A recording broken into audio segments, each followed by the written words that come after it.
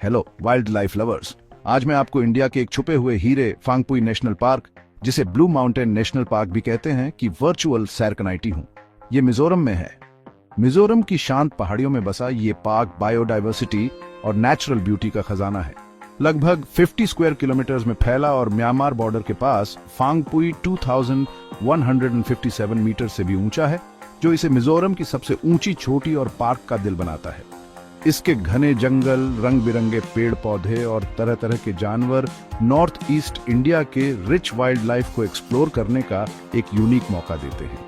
चलिए अब उन अद्भुत जीवों के बारे में जानते हैं जो फांगपुई नेशनल पार्क को अपना घर कहते हैं। सबसे पहले हुलॉक गिब्बन, इंडिया में पाई जाने वाली एकमात्र एप स्पीशीज, अपनी अलग आवाज के लिए जाने जाते हैं जो जंगल में गूंजती है। ये छोटे पेड़ों पर रहने वाले प्राइमेट्स अपने एक्सप्रेसिव फेसेस और ग्रेसफुल मूवमेंट से देखने में बहुत अच्छे लगते हैं। दुख की बात है कि हैबिटेट लॉस के कारण ये इंडेंजर्ड हैं, जिससे फांगपुई में इनकी मौजूदगी और भी कीमती हो जाती है। अगला है इलूसिव क्लाउडेड लेपर्ड, एक मीडियम साइज्ड वाइल्ड कैट जो अपने स्ट्राइकिंग कोट पैटर्न्स और इनक्रेडिबल एजिलिटी के लिए जाना जाता है।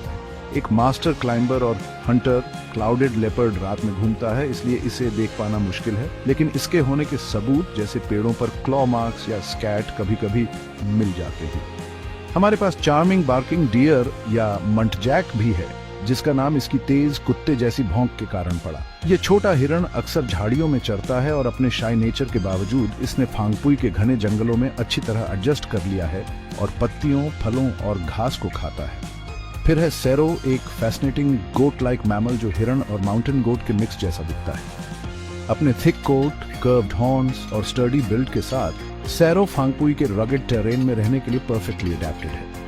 शिकार और हैबिटेट डिस्ट्रक्शन के कारण नियर थ्रेटेंड माना जाता है, इसलिए पार्क में इसके सर्वाइवल के लिए कंजर्वेशन एफर्ट्स बहुत जरूरी है। पार्क में सबसे ज्यादा दिखने वाले मैमल्स में से एक है वाइल्ड बोर। ये इंटेलिजेंट और अडेप्टेबल क्रीचर्स ग्रुप्स में रूट्स, ट्यूबर्स और इंसेक्ट्स ढूंढते हैं।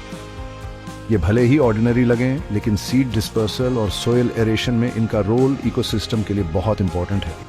Phawngpui national park bird watchers के लिए भी पैराडाइज है, जहां 200 से ज्यादा स्पीशीज के पक्षी हैं।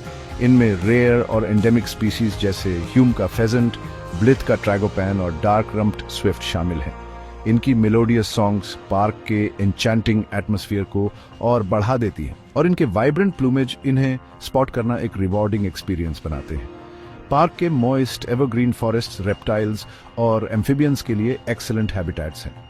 इंडियन पाइथन, मॉनिटर लिजर्ड और कई तरह के मेंढक और टोड यहाँ थ्राइव करते हैं और इंसेक्ट पॉपुलेशंस को कंट्रोल करने और फूड चेन को मेंटेन करने में क्रूशियल रोल निभाते हैं। लेकिन फांगपुई नेशनल पार्क सिर्फ एक वाइल्ड लाइफ हेवन नहीं है, ये मिजोरम के नेचुरल हेरिटेज को प्रिजर्व करने के कमिटमेंट का सिंबल है।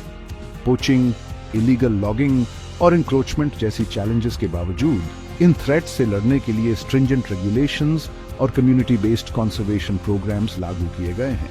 पार्क की इंपॉर्टेंस के बारे में अवेयरनेस बढ़ाने और आसपास के विलेजेस के लिए एनवायरनमेंट को नुकसान पहुंचाए बिना इनकम जनरेट करने के लिए इको फ्रेंडली टूरिज्म इनिशिएटिव्स शुरू किए गए हैं।